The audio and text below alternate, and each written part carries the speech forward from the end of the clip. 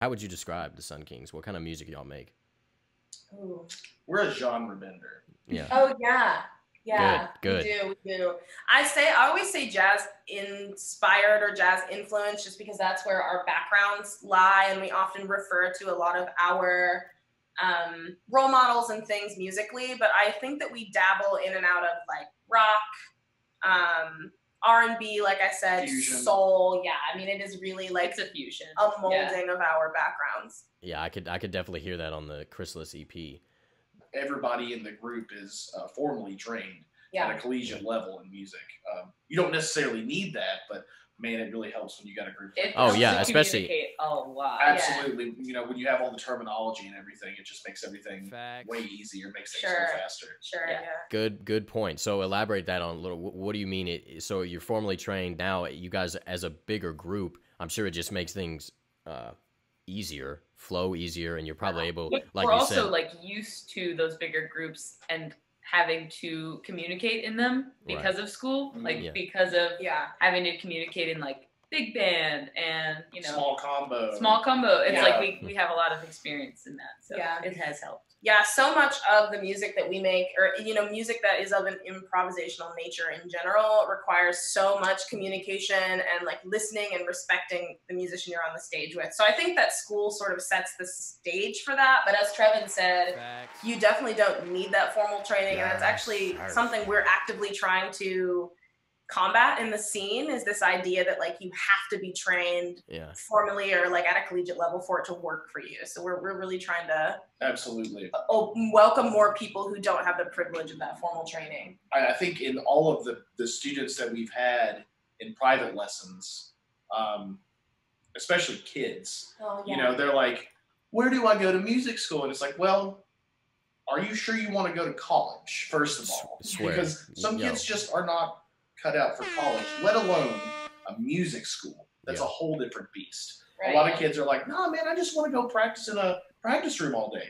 Well, there's a lot more that comes with college than just going and playing your favorite tunes. You can't just play Birdland for 16 hours a day. I hear what you're saying about, do you really want to go to music school? So do you think that like when you say that, Trevin, do you really want to go to music school? Why do you say that? Just because you could spend so much time? Okay. Yeah, He's I asking you. have a point, but yeah, you can. Okay. The reason I ask that is because as much as I really am thankful for all the tools that I have at my disposal, because I went to college, I often wonder, what if? And then I see a lot of people in the city. There are so many incredibly talented people in this city who are burning up gigs. Can't read music. Okay, that's never what. been at music school. They could play, they could play us under the table if they really wanted to. And they can hang, so they can hang, right? Yeah. Yeah. Yeah, of course, there's lots of people in the city that can hang. So when I ask a student of mine, like, hey, are you sure you want to go to music school? Do you have, it really depends on what you want. How bad you want it. If you really want to be a professional musician, especially in somewhere like Louisville, and you have that drive and inner want to go out and make it on your own, you don't need school. Exactly. That's what I was. Resources are there for you for free. I think that there's value in both sides. So and in your learning style. And I think that what academia misses is individual learning plans for each student and tailoring needs to them. Because my learning style, I needed school. Like I needed somebody telling me what to do, when to do it, and how it works. Right. But as Trevin said, we have a lot of very close friends and people we work with that their learning style was they want to be self-taught. They want to seek out the resources themselves, things like that. And I also really enjoy the accessibility aspect of there being free resources out there, because higher education is not accessible to a large part of the population, especially in America, specifically in America. So so I think that it just depends on what you need individually. And like, I would never say like, I get kind of prickly at this, like, F music school, you don't need music school, but I'm like, well, Right. I did, but I don't think that it's a one size fits all. Yeah, and with the academic, like it can become, because this is the thing that where people are like against academic music learning, especially jazz. You're learning the same thing. Everybody's learning the same thing. Yeah. And so a lot of people are like, oh, it sounds so homogenized, and it's like becomes like a music school sound as opposed to the jazz sound. But that's like just one of the arguments against. But And I think we're all music educators too, so it's like it's a give and take. Yeah, so we'll talk about that. So I'm sure you have a totally different perspective on it, like for forming these opinions. Where are you guys? So you guys are music educators. Yes. So I'm the music education manager for Louisville Public Media. So I do just community-based music outreach in various subjects of music in general. So it could be anything from songwriting to art making and music, things like that. It's community work. I've worked as just a music teacher, drums, singing, piano teacher for a couple months, I would say. And then I also do a lot of work with Girls Rock Louisville with their camps and sessions that they put on. I've been an independent contractor liaison / consultant for the educational world since I got out of high school. And private lessons. Private lessons, lots of marching band. Oh my gosh. Yeah, private lessons mostly, and then come in as a clinician or as a guest soloist here and there for high school groups as well. Yeah. Cool. So you guys are in it. Now, what's it? What is that like being a music educator? It's it's a mixed bag. It's a lot of different things. It's a mixed bag. I would say generally great, and I love sharing music with everybody, not just like the next generation music, but like of all ages I've taught. And it's just great. It's just like wholesome to just share what you have learned and just pass it forward. Yeah. I love it. I don't mean to be sappy, but I also I really love it. I think it's beautiful. Again, like all ages. Of course it comes with its set of frustrations. Why do you look at me when you say that?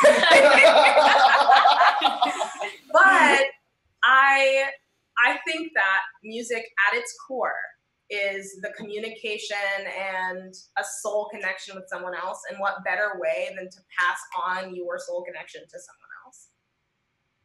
Yeah, for sure. They have had great experiences being teachers. Oh my gosh. No, I'm not going to be a poo-pooer here. I have had a great time teaching kids. I love the look when they finally figure out something that you've been trying to explain to them for hours. That the light bulb goes on. That's fantastic. I am less patient than they are. Is the problem. It takes a great amount of patience. Yeah, exactly. Yeah. Yes, as when I was teaching just fresh out of high school in different high schools for marching band camps, I was way more patient back then. I was, oh no, it's okay, Timmy. You can do it again. We've got all day. And then as I aged, I think I kind of got out of that mindset. I just, lost my patience. So this is why I don't work with marching bands anymore. Trevin's our grandpa character. Yes. Like we have character arcs. Curmudgeon. And he's the Scrooge. I own a cane. I get the like wax it around. Well, I gotta keep you in line somehow. Yeah, you got to keep those kids in line somehow. I was just gonna say. Right. Oh my gosh. I feel you. The dealing with kids. I don't have. Kiana just got done with teaching a session for Girls Rock where it was just all MIDI, and the whole purpose of it was to like make a MIDI composition at the very end and like present it, and it was like, whew, that was I love always working with Girls Rock. Yeah, the campers are always the like coolest kids, and they're so smart, and you just love to like be the medium that like helps them unlock their creativity, and it's really, really cool. Yeah. As you said, so Girls Rock, that's a camp? Girls Rock Louisville, yeah. It's like I think it's nationwide. They have like different Girls Rock, or actually worldwide. Yeah. There's some in Canada, I know. Yeah, it's just this organization that helps put instruments in the hands of children of marginalized genders. So it's really cool, really great program. Awesome. That's cool. As a band, how's so you got this EP? What's your all's writing creative process for not just the EP, but how do you guys come together to create music? I love that. Super collaborative, like highly collaborative. Mm-hmm. Usually one person brings in sort of a sketch of a tune or maybe just a riff or something that we can like take hold of, and then it kind of just like builds through the whole band. Like everybody's adding like, oh, do you want the groove to sound like this? And then, mostly has to do with the discretion of the person who brought it in, and then you're kind of referring to them for the song. And yeah, it's a really neat process. And yeah. I feel reluctant to use this term because The Weeknd said it and he didn't, it was dumb, but uh-oh.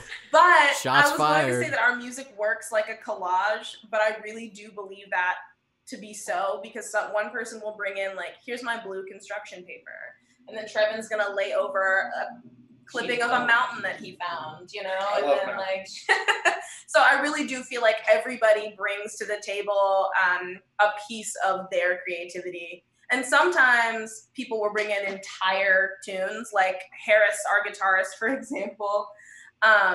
He wrote our song Metamorphosis, and he sort of already had a structure for that, and so I just wrote the lyrics.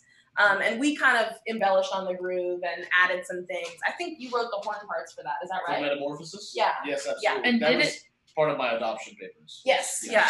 did it not start as a bossa?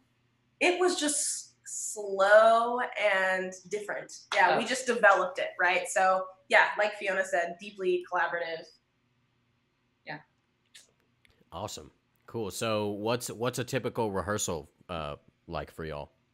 Well, we wait on Daquan. Oh, you put him on blast. He's not even here to defend himself. I know. No, he'll hear it. He loves me. Yeah, so we get together once a week for about 2 hours. And we either will have a plan the week before. So I'll say like, okay, next week we have this gig coming up. So here's the set list. We'll hit, song 1, 2, and 3 next week.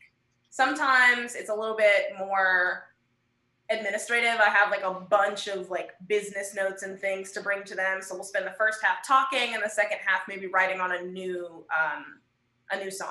Mm-hmm. So yeah, it's just dependent upon what's happening in our circle. But yes, the first 30 minutes, we're chilling. We're waiting on Daquan. So come on, Daquan. Come on. Who's in charge of the rehearsals? Who's the leader here? So that's the great thing. Yeah. Kiana runs things.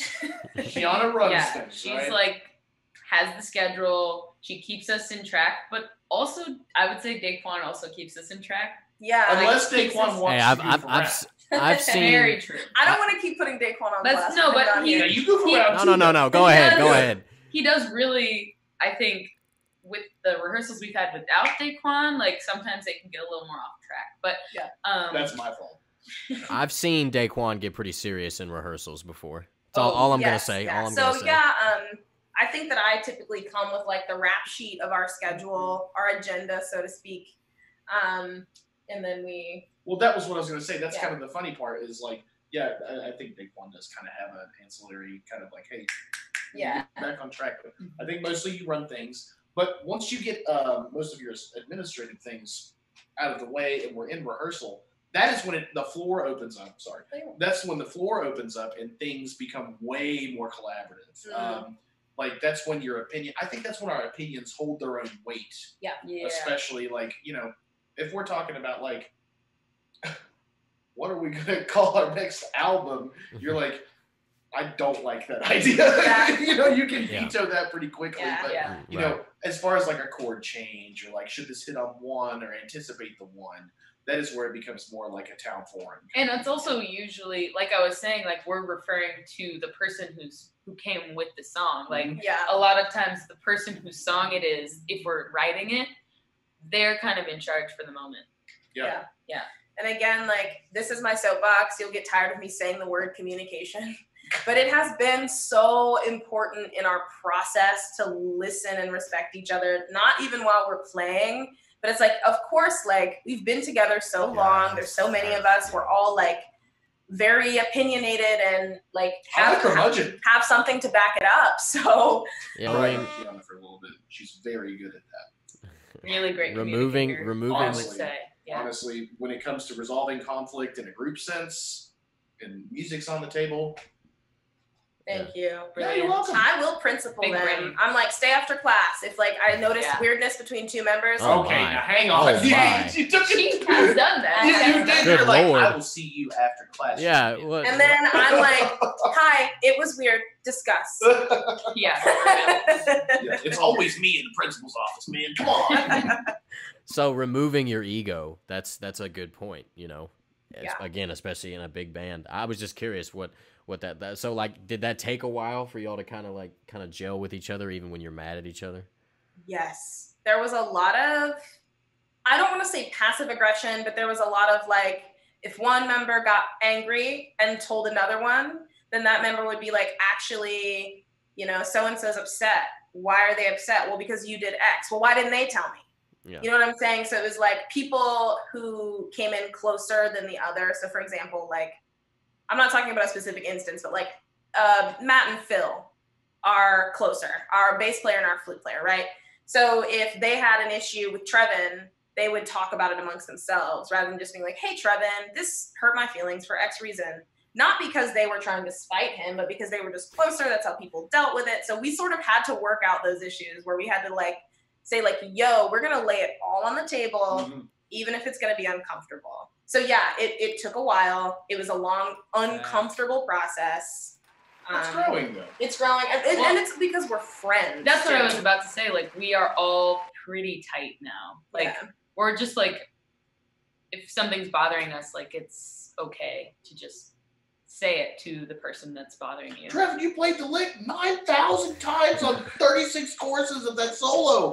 Could you not do that again? Maybe. Yeah.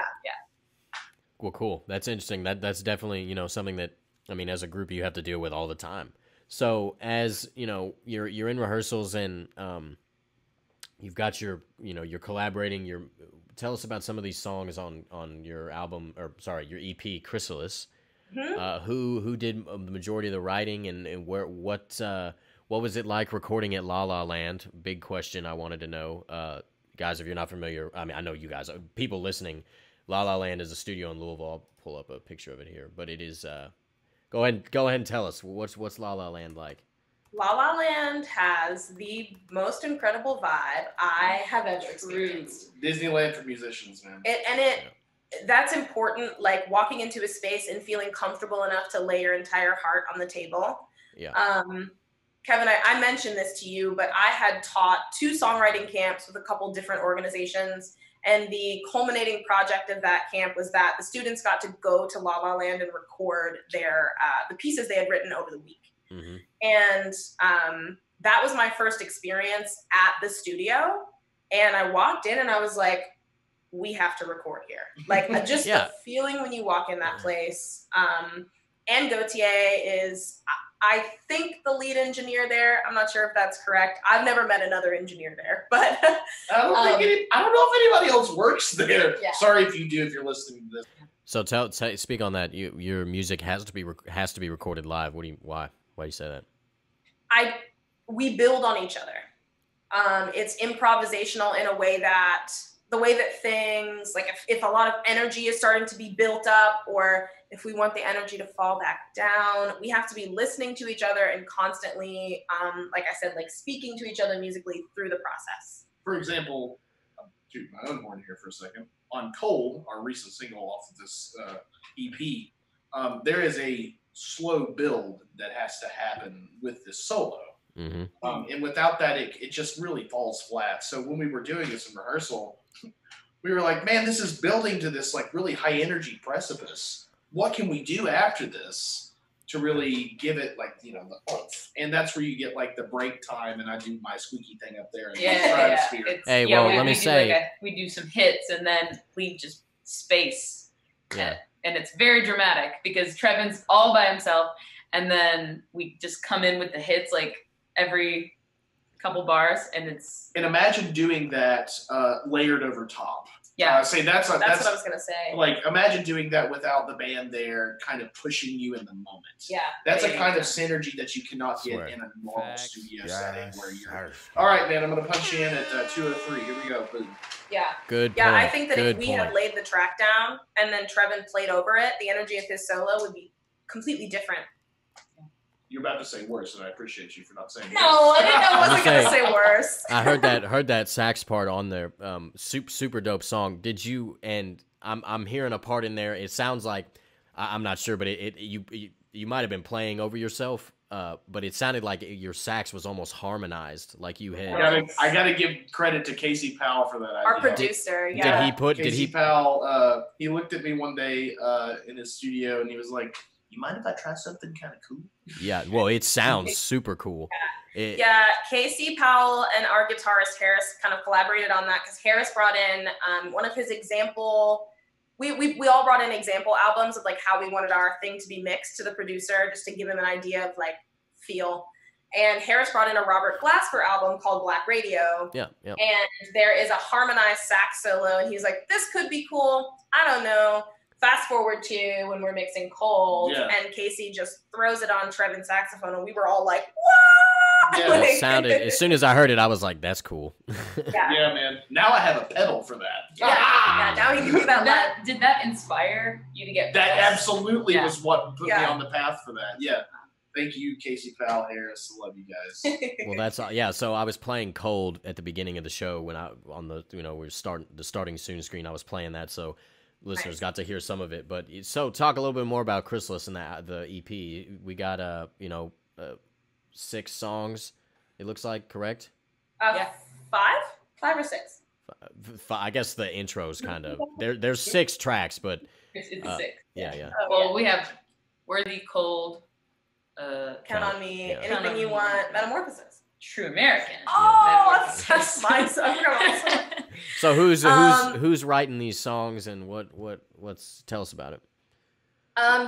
So Chrysalis is one of 2. So when we went to LaLa Land, we actually recorded 2 EPs at the same time. And it was a culmination of the work that we had written over the past 3 years, even through like bringing in Trev and Fiona. And it's like, I think an exploration of joy and pain and depression and abuse, and using music as a catalyst to deal with that. Mm-hmm.